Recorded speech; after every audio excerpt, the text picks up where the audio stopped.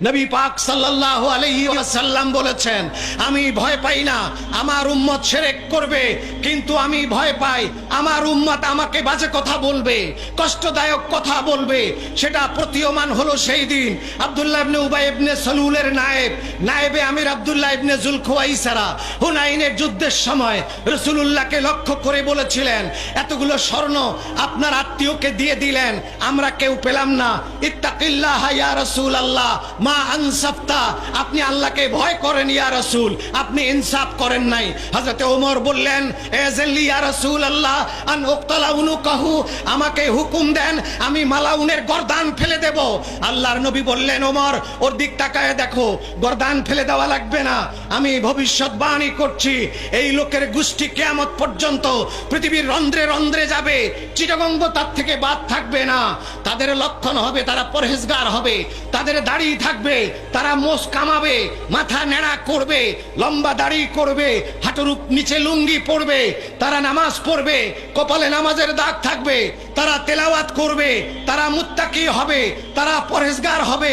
তারে পরহেজগারির কাছে ওমর তোমার পরহেজগারি তুচ্ছ, তারা এতই বড় পরহেজগার হবে কিন্তু ইসলাম তাদের গলার নিচে যাবে না, ইসলাম তাদের ঠোঁটে গলার নিচে যাবে না। আমরা কি দেখতে পাচ্ছি আজকে যারা তাহাজ্জুদ পড়ে, কপালে নামাজের দাগ, যারা মেয়ে লোকের দিকে তাকায় না আস্তাগফিরুল্লাহ পড়ে, যারা এত বড় পরহেজগার, তাদের মুখ দিয়ে কি বের হচ্ছে? এক নম্বরে তাদের মুখ দিয়ে বের হচ্ছে আল্লাহ তাআলা মিথ্যা কথা বলতে পারে।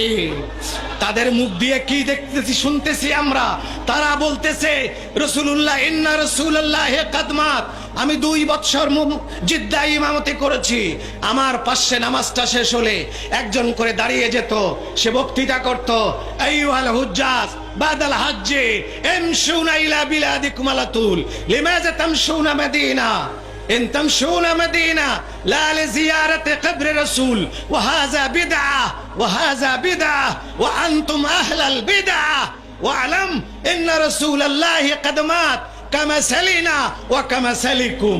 তারা বলতো, এই হাজিরা, হজের পরে সোজা দেশে যাবা, মদিনা যাও, কি খাবার? যদি মদিনা যেতে হয় রাসূলুল্লাহর কবর জিয়ারতে যাবা না, ওইটা বেদাত, তোমরা বেদাতের গোষ্ঠী, সুতরাং রাসূলের কবর জিয়ারতে যাবা না, মসজিদে নববীতে নামাজ পড়তে যাবা। এই বক্তৃতা শুনেছি কিতাবুত তাওহীদ, খুলে দেখুন এই বক্তৃতা কিতাবুত তাওহীদ থেকে তারা নিয়েছে। কিতাবুত তাওহীদের লেখক মুহাম্মদ ইবনে আব্দুল ওয়াহাব, এই লোক আব্দুল্লাহ ইবনে যুলখুয়াইসারার খানদানে তার জন্ম। যে আব্দুল্লাহ ইবনে যুলখুয়াইসারা বলেছিল, ইত্তাকিল্লাহ ইয়া রাসূলুল্লাহ, আপনি আল্লাহকে ভয় করেন হে রাসূল, তার রক্তে জন্ম মুহাম্মদ ইবনে আব্দুল ওয়াহাব। সে জন্ম নিয়ে আপনার জান্নাতুল বাকি কবরস্থান ভেঙে দিল। মা ফাতেমাতুজ জাহরা, হযরতে আব্বাস, আজওয়াজে মুতাহারাত, হুজুরের ফুপু, হুজুরের ছেলে, হুজুরের দুধমা, হযরতে আলীর মা, হযরতে উসমান, জাঙ্গে হাররা, সকলের কবরকে বুলডোজার দিয়ে ভেঙে দিল।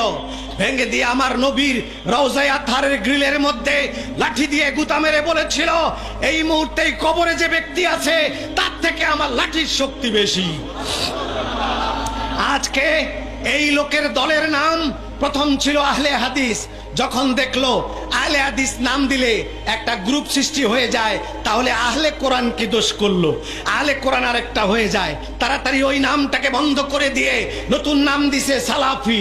সালাফি নামের এই সংগঠন কোটি কোটি টাকা তেল পেয়ে গেল। 1857 সালে তেলের টাকা ব্যয় করে প্রথম তারা টার্গেট করলো ভারতবর্ষকে। ভারতবর্ষে তারা তেলের টাকা ব্যয় করে কিছু আলেমকে কিনতে পারলো। দারুল উলুম দেওবন্দের থেকে কিছু আলেমকে তারা কিনে নিল, কিছু আলেমকে কিনে নিয়ে সালাফি বানিয়ে দিল। এই সালাফিরা রাসূল পাক সাল্লাল্লাহু আলাইহি সাল্লাম সম্বন্ধে তাদের জঘন্য আকীদা, তাদের সঙ্গে আমাদের ঘরবাড়ি নিয়ে, বিয়া নিয়ে, টাকা নিয়ে, ক্ষমতা নিয়ে, জমি নিয়ে কোনো দ্বন্দ্ব নাই, মাহফিল নিয়ে কোনো দ্বন্দ্ব নাই, তাদের সঙ্গে আমাদের দ্বন্দ্ব। আমাদের জীবনের জীবন নবী পাক সাল্লাল্লাহু আলাইহি ওয়াসাল্লাম, যিনি সৃষ্টি না হলে আদমও হইতো না। বাবা আদম আলাইহিস সালাম আরশের দিকে তাকিয়ে তার নাম দেখে ক্ষমা চেয়েছিলেন। আল্লাহ বলছে, এই ক্ষমাটা যদি তুমি শ্রীলঙ্কার পাহাড়ে দাঁড়াইয়া চাইতা, সেই দিনই মাফ করে দিয়ে দিতাম। যাকে বলা ও আলাম লাউলাহু লাউলাহু লামা খালাকতুকা ওয়ালা আরদা ওয়ালা সামাআ ওয়ালা শাইআ কুল্লা। ইমাম আহমদ ইবনে মুহাম্মদ ইবনে আবি বকর খতিবে কাস্তালানি মাওয়াহিবুল্লাহ দুনিয়াতে মৌলা আলী মুশকিল কুশার হাদিস উল্লেখ করে বলেছেন, আর সেটাকে তারা বলে জয়ীফ হাদিস। রাসূলুল্লাহ শানে যত হাদিস সমস্ত জয়ীফ হাদিস। এই সালাফিদের বর্তমান পৃথিবী সালাফিদের ইমাম, সালাফিদের সবচেয়ে বড় গুরু বর্তমান জামানার গোটা পৃথিবীর নাসিরউদ্দিন আলবানী বলেছে, মসজিদে নববীর ভিতর থেকে মুহাম্মাদের কবরটা মাটি টাটি যা পাওয়া যায়, হাড্ডি গুড্ডি যা পাওয়া যায় সবগুলা তুলে যদি বাইরে ফেলে দেওয়া যাইতো, দুনিয়ার মানুষগুলা শিরক থেকে বাঁচতো। চিৎকার করে বলেন নাউজুবিল্লাহ, চিৎকার করে বলে লানাতুল্লাহি আলাইহি। আল্লাহ তার উপরে লানত করুক, লানত করুক, লানত করুক। আল্লাহ বলেছেন ইন্নাল্লাযীনা ইউযুনাল্লাহ, তাদের উপরে লানত করা আল্লাহর সুন্নাত। আল্লাহ বলেছেন ইন্নাল্লাযীনা ইউযুনাল্লাহ ওয়া রাসূলাহু লানাহুমুল্লাহু ফিদ দুনিয়া ওয়াল আখিরাতে। আমার নবীকে যারা কষ্ট দিল আমি আল্লাহ নিজে তার উপরে দুনিয়া এবং আখিরাতে লানত করি। যার উপরে লানত হয় তাকে মালাউন বলা হয়। তাহলে যারা বলে নবীর কবর থেকে ধুলোবালি মাটি মুটি যা আছে, গত বছর আমি হজ করতে গিয়েছি, গত বছর আমাকে বলেছে ভুলে আমি দোয়া করেছি রাসূলুল্লাহ রওজার দিকে অভ্যাস অনুযায়ী, গাট্টা ধরে ঘুরায় কয় আব্দুল্লাহ ইসমা লিসাইনা ওয়াল্লাহি হিনা খাল্লি বাল্লি লিসাইনা মুহাম্মদ হিনা তুরাব হিনা শাজার হিনা জিদার ওয়াল হাজার খালাস মাফি হিনাক। বলছে বোকা, এখানে মোহাম্মদও নাই, এখানে শুধু মাটি আছে, পাথর আছে, গাছ আছে, মোহাম্মদের আড্ডি গুড্ডি কিচ্ছু নাই। এখানে কিসের জন্য এরকম করে তোমরা কান্দো? এটা গত বছরের কথা। যদি আজও তাদের এই আকীদা থেকে থাকে, এই আলবানী সে তার এই আকীদা যে রাসূলুল্লাহ রওজা তুলে ফেলে দিতে হবে, এই আকীদা যারা পোষণ করতে পারে, গোলামানে মোস্তফা জীবনে একবার নয় 100 বার জীবন দিতে পারি, কিন্তু রাসূলের বেয়াদব দুশমনদের সঙ্গে আমরা কোনোদিন হাসি মুখে কথা বলতে পারবো না।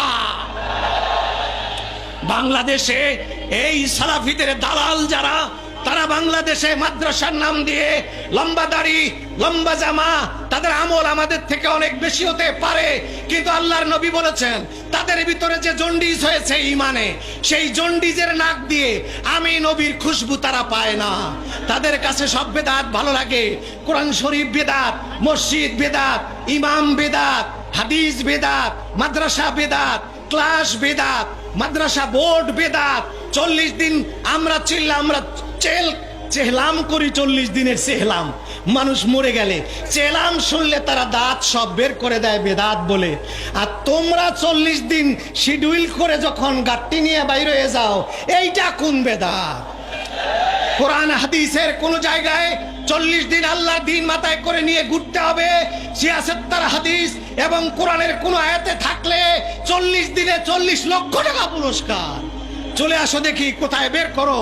একটা জায়গাতেও নাই, যেটা হাদিস কোরআনে কোনো জায়গায় নাই। সেই চিল্লা বেদাত হয় না। 6 উসুল ইসলামের 5টা উসুল, 6 উসুল বানাইলা, তাতে বেদাত হলো না। মুতামিম হইলা, তাতে বেদাত হলো না। খতমে বুখারী করো, তাতে বেদাত হয় না। মাহফিল করো, তাতে বেদাত হয় না। চাঁদা তুলো, তাতে বেদাত হয় না। শুধু ইয়া নবী সালাম আলাইকা বললে বেদাতের দুর্গন্ধ তোমাদের লাগে। তোমাদের ইমানের মধ্যে জন্ডিস হয়েছে। সেই সালাফি মুনাফিকদের টাকা তোমাদের কলিজায় আছে, ওই টাকায় তোমাদের ইমানে জন্ডিস হয়েছে। যেই জন্ডিসের কারণে সব বেদাত সহ্য হয়, মুহাম্মদ রাসূলুল্লাহ নাম সহ্য হয় না। সুতরাং তাদের সাথে আমাদের সখ্যতা হতে পারে না। হিন্দুর জন্য হেদায়েতের দরজা খোলা আছে, কাফেরের জন্য হেদায়েতের দরজা খোলা আছে, ইহুদির জন্য হেদায়েতের দরজা খোলা আছে। তাদেরকে হাসি মুখে আমরা কথা বলতে পারি, আশা করতে পারি তারা হেদায়েত হবে। কিন্তু গোলাম যারা গুস্তাকে মুস্তাফা নবী পাকের সঙ্গে যারা একবার বেয়াদবি করেছে, আল্লাহ তাদের হেদায়েতের দরজা কপাট কিয়ামত পর্যন্ত বন্ধ করে দিয়েছেন। তারা কোনোদিন হেদায়েত হতে পারে না। আজ পর্যন্ত কোন মুনাফিকের ইতিহাস নাই যে মুনাফিক হেদায়েত হয়েছে, তওবা করেছে। সকল মুনাফিক গৌরবের সাথে জাহান্নামে গিয়েছে। আজকে নামাজ দেখে ভুলে গেলে চলবে না, লম্বা দাড়ি দেখে ভুলে গেলে চলবে না, টুপি দেখে ভুলে গেলে চলবে না, পীরগিরি দেখে ভুলে গেলে চলবে না, কান্দা দেখে ভুলে গেলে চলবে না। আর একটা জিনিস মনে রাখতে হবে, দাড়ি, টুপি, পাগড়ি, তাহাজ্জুদ যতই থাক না কেন, ইশকে রাসূল আর রাসূলের আদব যদি কলিজায় না থাকে, খোদার কসম মরার আগে মালাউন বেঈমান হয়ে মারা যাবে। আর যেই ব্যক্তির কলিজায় হুব্বে রাসূল আছে, যেই ব্যক্তির কলিজায় নবী পাকের আদব আছে, আজকে সে মদখোর থাকতে পারে, আজকে সে পাপাচার থাকতে পারে, কিন্তু আল্লাহর নবীর বদৌলতে, নবীর ইশকের বদৌলতে মৃত্যুর আগে আল্লাহ তাকে জান্নাতি বানাইয়া কবরে নেবেন। লক্ষ লক্ষ প্রমাণ পৃথিবীতে রয়ে গেছে।